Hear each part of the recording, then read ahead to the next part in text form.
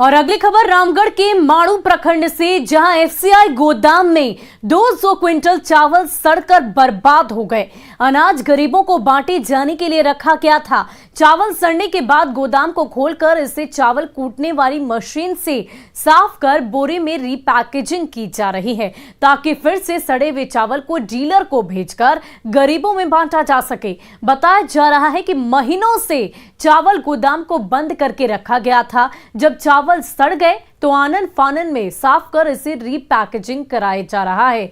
आपको बता दें कि मांडू का एफसीआई गोदाम शुरू से ही विवादों में रहा है। एफसीआई के पूर्व प्रबंधन पर अनाज हेराफेरी के मामले में एफआईआर दर्ज भी की गई थी।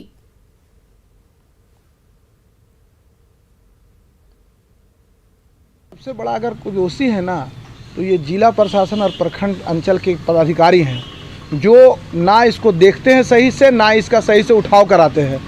स्थिति ये है कि कीड़ा भी लग रहा है और सड़ गया। स्थिति लगभग ये कहिए कि लगभग 200 क्विंटल अनाज बर्बाद हो गया।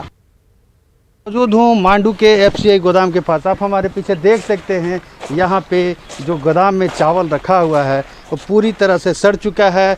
और यहाँ पे जब गोदाम के प्रबंधक से बात करने की कोशिश की गई तो उन्होंने बताया कि वे अभी रामगढ़ में हैं। इस चावल को डीलरों के पास जाना था और वहाँ से गरीबों के बीच में बांटा जाना था। लेकिन अब चावल की देख सकते हैं किस तरह के चावल की बर्बादी यहाँ पर हुई है। लगभग 2 महीने से यहाँ गोदाम में चावल पड़ा हुआ था। अब बारिश के कारण जो है ये चावल ख़राब हो गया। लगभग 200 क्विंटल चावल यहाँ पर रखा हुआ था और अभी जो है चावल को बाहर निकाल करके यहाँ पर उसकी सफाई करने की कोशिश की जा रही है। लेकिन इस चावल की बर्बादी के लिए कौन जिम्मेवार है, इसकी भी पड़ताल की जाने की ज़रूरत है। आप कैमरे के माध्यम से देख सकते हैं चावल किस तरह से बोरों में पड़ा हुआ है। अब पूरी तरीके से चावल ख़राब हो चुका है। इस चावल को डीलर के माध्यम से गरीबों के बीच भेजा जाना था। अब आनन फानन में इस गोदाम को खोल करके अभी आप देख सकते हैं बाहर में बहुत सारा चावल पड़ा हुआ है। एक मशीन भी लगी हुई है, दिखाना चाहेंगे, कैमरे के माध्यम से देख सकते हैं। यहाँ एक मशीन लगी हुई है, इसके माध्यम से इस चावल की साफ़ सफाई किया जाना है। यहाँ पर कुछ मजदूर लगे, उन्होंने बताया कि 200 रुपये प्रतिदिन के हिसाब से। देख सकते हैं मजदूर अभी बैठे हुए हैं, हालांकि बात करने को तैयार नहीं है। वो बता रहे कि 200 रुपया प्रतिदिन के हिसाब से उन्हें मजदूरी दी जाती है इस चावल की सफाई के लिए। आप समझ सकते हैं ऐसे में कि ये चावल की बर्बादी के लिए कौन जिम्मेवार है।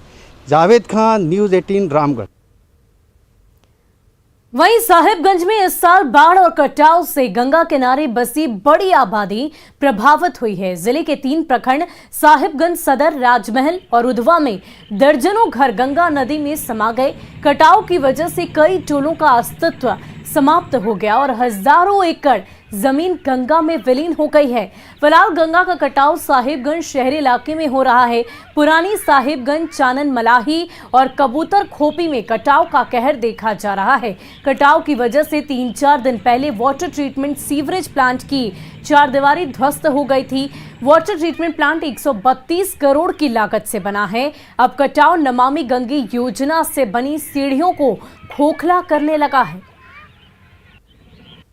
गंगा कटाव से सर बहुत भयावह स्थिति उत्पन्न होने की स्थिति में है। अच्छा। आपका ओझाटोली घाट से लेकर चानन घाट तक लगभग 2 किलोमीटर के आसपास में इसका कटाव बहुत तेजी से जारी है सर। डर की स्थिति उत्पन्न हो गया गंगा कटाव के कारण से। अगल बगल गांव देहात का आदमी डरा हुआ है। डरा हुआ ना। क्या प्रत्येक दिन गंगा कटाई हो रहा है? हाँ, प्रत्येक दिन गंगा कट रहा है। डरे हुए सहमे लोग हैं जी। ठीक। आप यहाँ अभी कटाव जारी ही है। जारी है। हाँ, रुका हुआ नहीं है। ये बहुत आर्थिक स्थिति बहुत डमाडोल चला गया है सर। और उसमें हम लोग हादसा से फैले हुए हैं और हादसा से रात की नींद नहीं आता है। गरीब वर्ग का आदमी इधर बहुत ज़्यादा है और उसमें बहुत गरीब आदमी सोच रहा है कि कहाँ भागेंगे, कहाँ जाएंगे, कट जाने के बाद हम लोग को क्या स्थिति होगी। वहीं राजधानी रांची में अब चोर सरकारी कार्यालय को भी नहीं बख्श रहे हैं। हेहल अंचल कार्यालय में चोरी की वारदात को अंजाम दिया गया है। हैरत की बात तो यह है कि जब चोरों को अंचल कार्यालय में कुछ नहीं मिला तो बाथरूम में लगे नल को खोलकर चोर लेकर चले गए। चोरों ने कार्यालय में रखे टैब समेत कई सामानों की चोरी की है। नल चोरी होने की वजह से टंकी का पानी पूरे कार्यालय परिसर में बह गया। चोरों ने 3 टैब, 35 नल, 2 बैटरी समेत कुछ कागजों की भी चोरी की है।